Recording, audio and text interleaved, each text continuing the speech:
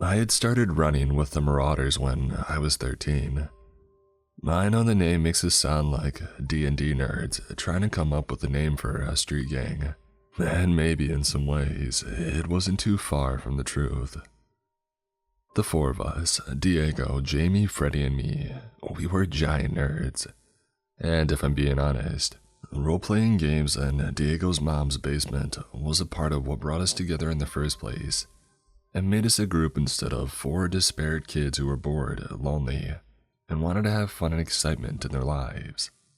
By the time we jokingly started calling ourselves the Marauders, we were all 14 or 15. That restless age where you have more energy and curiosity than you have ways of expending or satisfying either.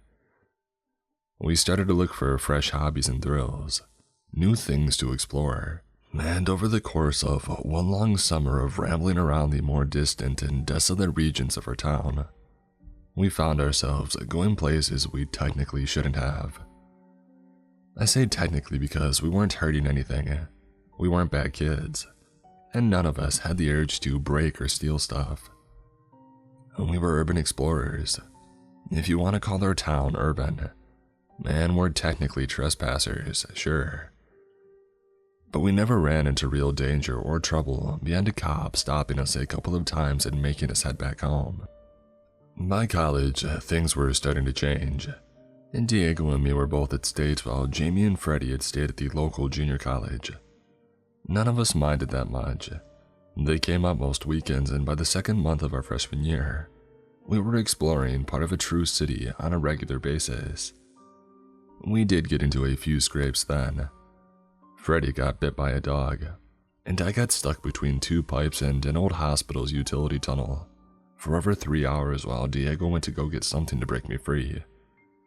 Yeah, I know I said we don't ever break anything, but there are exceptions to every rule. Except those exceptions started becoming more regular as time went on. A few new people would come and go at times, most of them tourists, but a couple of Jamie's friends kept coming back. And it didn't take long to figure out it was going to be a problem. They were reckless, making too much noise and doing stuff that well. I always suspected it was to try and impress Jamie, the only girl in the group. But whatever their reasons, I could see the problems coming. And then one day, the bigger, dumber of the two, I think his name was Corey, fell into a piece of rusty metal and had to be carried from the lawnmower plant that we were checking out. We got him to the hospital and he made it, but his parents made enough of a stink that we got questioned by the cops and the school administration put me and Diego on academic probation. After that, we still went exploring, but only the four of us, and only when all four of us could go. We made plans to continue after college, but as it happens with so many things, life had gotten in the way. The few times that we've gotten back together, it was to eat dinner and catch up, or maybe go camping for a weekend. Diego and Jamie still talked about checking out some dark corner of a decaying city, but the suggestion was always met with enthusiastic but vague approval that quickly petered into laughter or changing the subject. Because the truth was, I was outgrowing the need to skulk around in some shattered ruin, pretending that I was invading some monster's lair. I think we all were to some extent, but that wasn't the thing that scared us so much as it being a symptom of the thing we were really afraid of. That we were also outgrowing each other. We never said it aloud, of course, but I could already see the years stretching out ahead. Diego and Jamie might stay together long enough to actually get married, and all of us would get more and more preoccupied with our work and our own families, and a new set of friends that fit our new, grown-up lives. It was sad and a little creepy, like a bug or a snake molting and leaving its old self behind, but I could see it happening already. The visits would become phone calls and then texts and emails until finally, we realized that we hadn't actually talked to each other in a few months or even years. I was actually thinking about that the day Jamie had called me, and when I had heard her voice, I felt a surge of joy, my mind already banishing the idea that we would all drift so far apart. And then I heard what she was saying. Jamie, what? Say that again. She was emotional, maybe even crying, and I hadn't been paying enough attention the first time. Maybe I had heard her wrong. Diego, he's gone. He's missing. I frowned as I gripped the phone harder. Gone how? Where did he go missing at? Her voice sounded thin and watery through the phone. He went exploring 2 nights ago. By himself. I know it's a bad idea, and I told him that. Told him to put it off until the next time we were all together. That we would really go, you know. I felt my mouth going dry. Where did he go? Somewhere in town? No, not this time. He goes on all these message boards, some for infiltrations, some just weird stuff, I don't know. He had heard about this abandoned sanitarium upstate, like in the middle of nowhere. Said he had read about a couple of different places, and at first, he didn't think that it was even real. But then he saw a posting where someone had been up there back in the 80s or 90s maybe. He showed me a couple of pictures and, I mean, it looked cool. All creepy and abandoned, but not safe. Part of it was burned down and... Jamie, honey, what happened? Did he make it up there? Yeah, he did, or I'm pretty sure he did. He called when he was parking, and he thought that it was a couple of miles up the road. He sounded nervous, Mac. Like actually nervous, and you know how he is. Nothing ever scares him. But what did he say? Did he say specifically what was wrong? He said the trees were weird. Saw a lot of moss or silk or something in them. And he thought that he had heard something, but he didn't tell me what. I asked him to come home, but he said that he had to find it first. Just to find it and take a few pictures, and he would be home before I knew it. But he never came home. I can't track his phone and he doesn't answer. Have you called the cops? No, not yet. Diego's job is a Fed job, yeah. I don't want to call and tell the police that he's up there trespassing if it's all a big mistake or a mix-up. Get him in trouble for nothing. I waited all day yesterday, but when he still hadn't come back today, I decided that I needed to either call 911 or call you and Freddie. I mean, I'm glad you called, but Freddie's only an hour away, and when he gets here, we're heading up to try to find him. If you want to come, just meet us in the area. It'll be faster than you driving down here first. If not, well, I understand that too. I just thought I just have to find him. I know, yeah, just send me the directions. I'll start heading that way now. It took 4 hours to get down to the spot Jamie had texted me. My hope had been that they would just wait for me to start looking. But when I called to say that I was 30 minutes out, I could tell they were already on the move. She was saying something about a police car when I lost the call. I drove past what looked like the spot, going on down the road to where I saw a car parked at the edge of the trees. Based on the bumper stickers, I guessed it was Freddie's. Turning around to park beside it, 2 thoughts struck me. First was that I hadn't even known he had gotten a new car. And the second was that I still hadn't seen any sign of the car Diego would have left behind. I tried texting Jamie, "Are you in there?" I was rusty at marauding, but I still knew better than to call while they were up there trespassing. I just hoped that she had her phone on silent, if she got the text at all. After waiting a couple of minutes, I let out a sigh and got out, walking back up the road toward the gate that I had seen. As I went, I looked up at the trees. They were massive, with a sense of age and permanence that was both impressive and intimidating, but they didn't seem that strange. And studying them in the fading afternoon light, I saw no signs of moss or webs or whatever. My pulse quickened as I drew near to the gate. It was a huge wrought iron gate hung between twin brick posts that were at least 10 feet tall, with chipped mortar and specks of rust on the ornate swirls of black metal. It did have the air of age, if not abandonment, and the metal sign attached to the brick was so green with corrosion, it was hard to read until you got up right next to it. Heart pounding, I read out the words, my voice sounding strange and distant in my own ears. Welcome to Greenheart Home. We hope you enjoy your stay.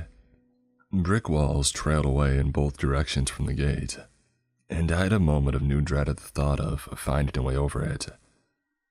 Glancing back at the gate, I decided to try it, assuming that it was either locked or rusted shut. Instead, it swung open with a slight squeak, and holding my breath, I crept through, closing it behind me before stepping off the path that led up the hill to a hulking set of buildings set among stands of trees. I walked carefully through the denser trees and bushes that ran alongside the road, widening up to what looked like a massive manor house. My eyes darted between the path in front of me and the vast grounds further ahead. Everything was deathly silent.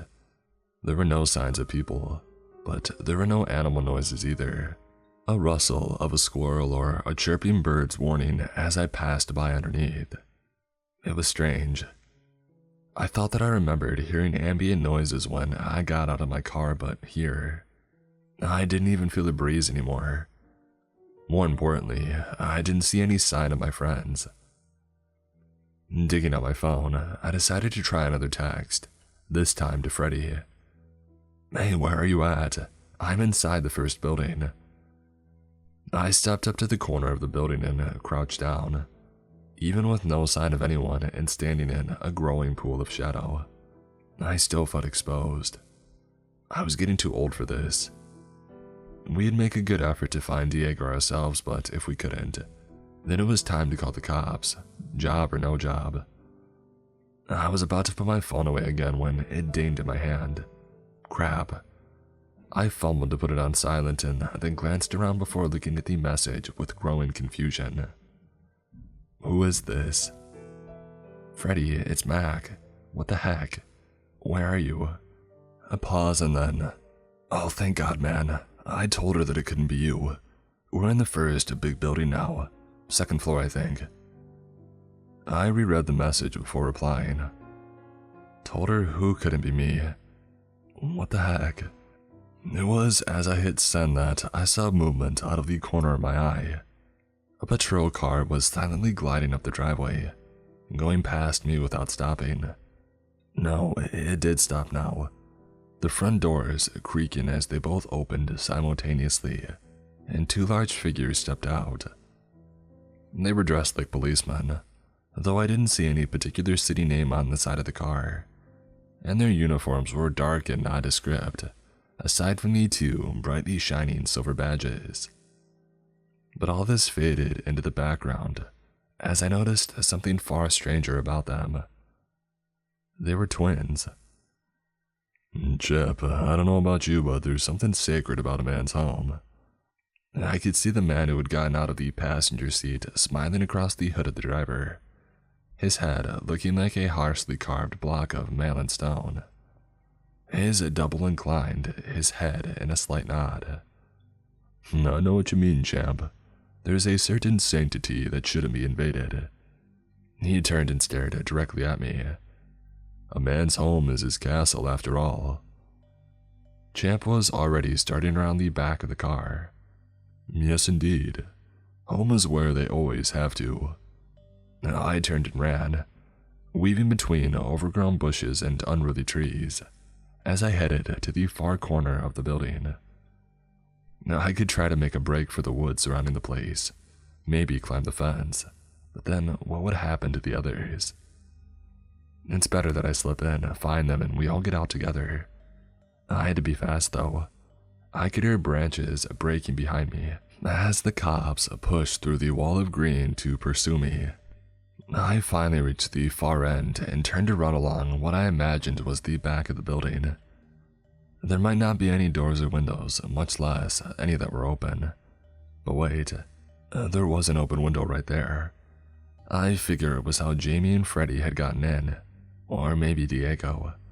But regardless, it was a means of escape, so long that I could get in before they made the corner.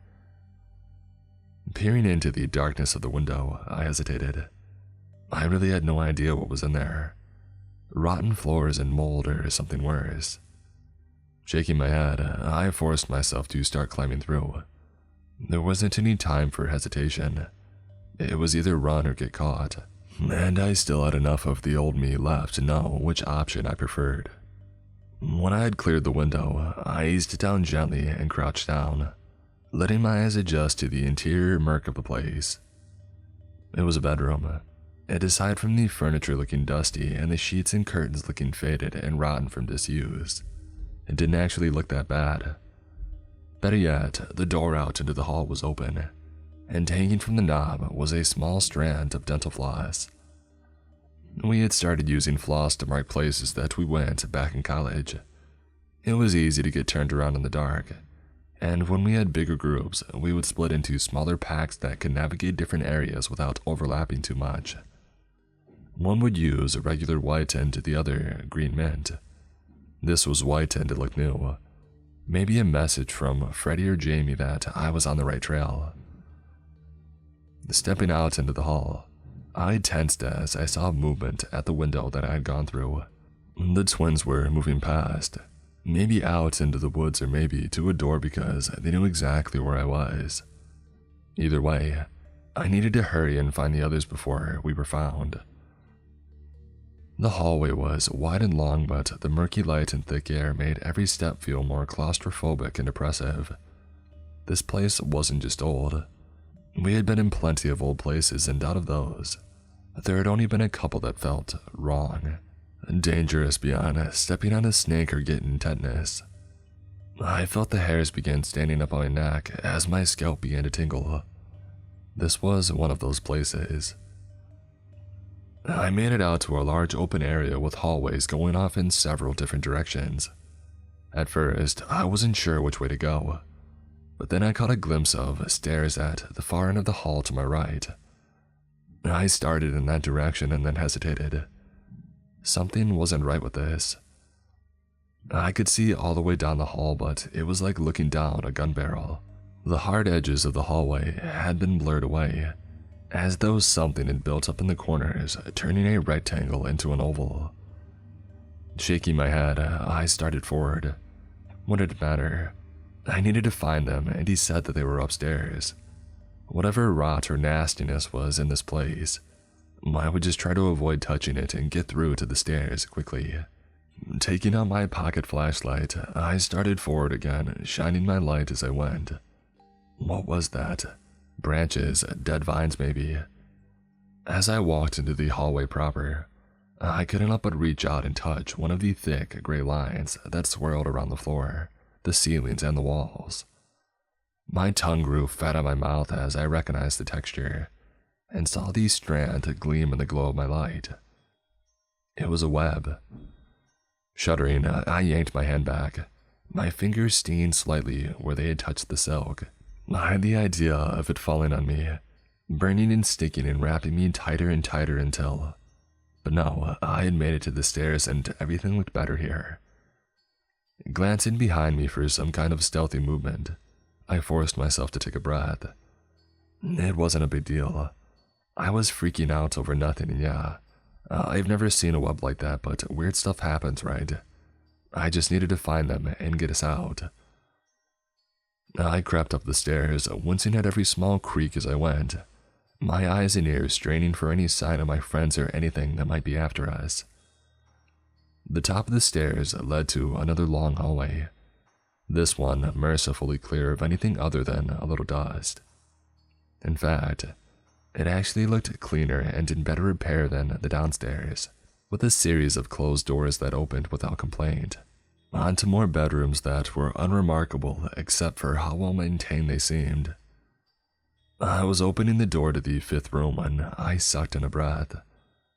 This wasn't a bedroom at all.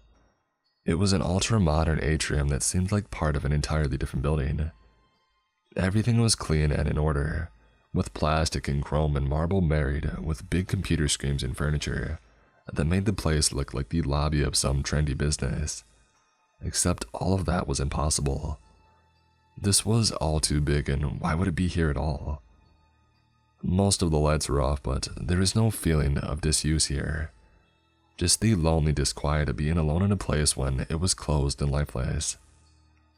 I whispered for Jamie and Freddie, and then for Diego, but my words seemed to fall flat in the dead air. Shivering, I stepped back out and shut the door. "Take you in." Letting out a scream, I spun around to see Chip and Champ filling up the hallway behind me.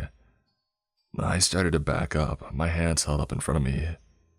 "Listen guys, this is all a misunderstanding. I'm just looking for my friends. We're not here to steal or hurt anything. I just need to find my friends and leave, okay?" They both started to chuckle, hard eyes boring into me as they slowly walked forward, keeping pace with my retreat. "Guys, please, we just want to go home." They stopped at this, their expressions both brightening in a mirrored mockery of mirth before darkening again. "Home?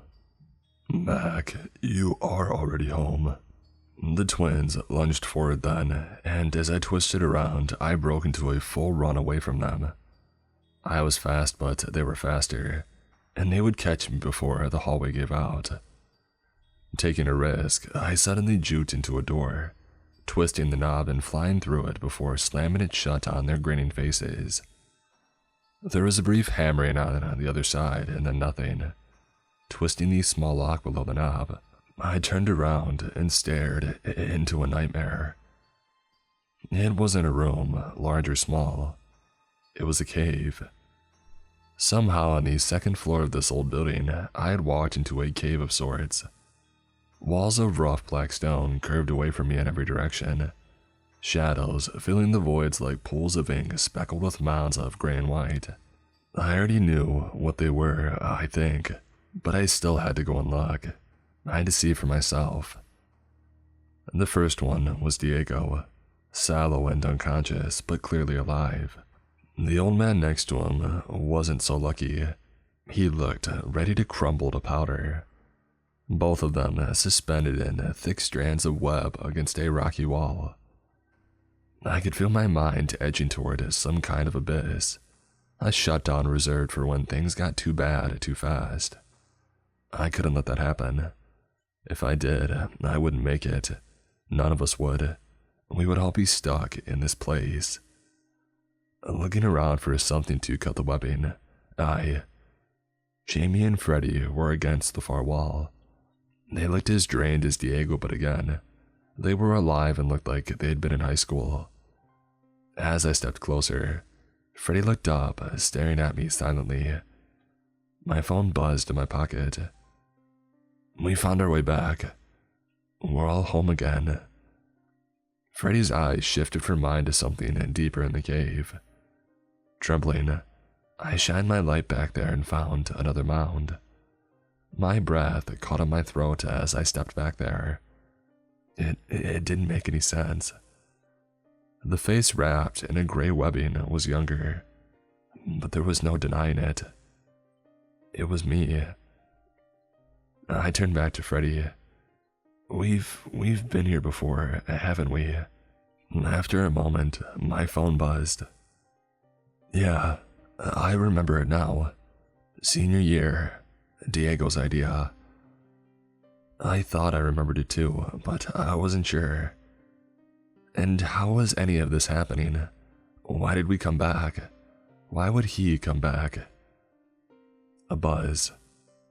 He didn't. We didn't. I was shaking hard now, looking back to this other me, this twin. It was alive and I could see it breathing, but it couldn't be me. And what was in its hand? What the heck was glowing in its hand? Buzz. You know what it is. It's your phone. He's writing all of this down. That's what they want, what they feed on. Stories. Our stories. Tears in the corner of my eyes. I wanted to back away, but I couldn't move.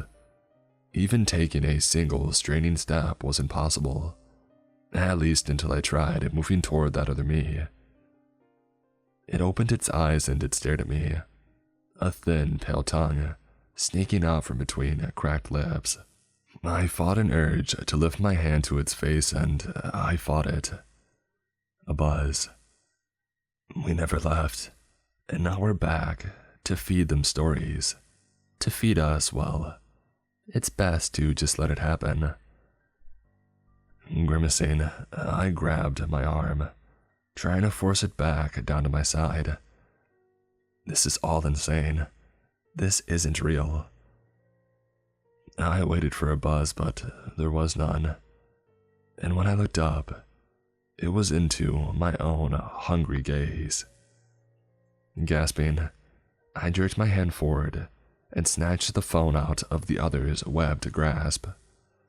My fingers burned, but I ignored it. The screen was dirty but legible in the dark, and as I scrolled up and back down, I felt my bowels begin to loosen. He had written all of this, even this that you're reading now. He had written it all. My other arm free of encumbrance, it had drifted up to my twin's face while I was distracted. I let out a howl when he started biting my fingers, but it was more surprise than pain. It didn't hurt, but only a little. I could feel cool and then cold washing over me, like a kind of electricity, making me sad and excited at the same time.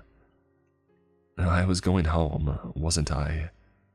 And maybe later I would go out again, to live another story, to feed the things that lived here, to feed myself so I wasn't so cold and alone and hungry in the dark. The more the other me chewed, the faster he went, and it wasn't long before I could feel myself being pulled into his mouth, twisted and warped to fit, fairly pouring into his mouth with such speed and force that I almost dropped the phone as I read these last few words and wrote one parting sentence of my own. I hit post.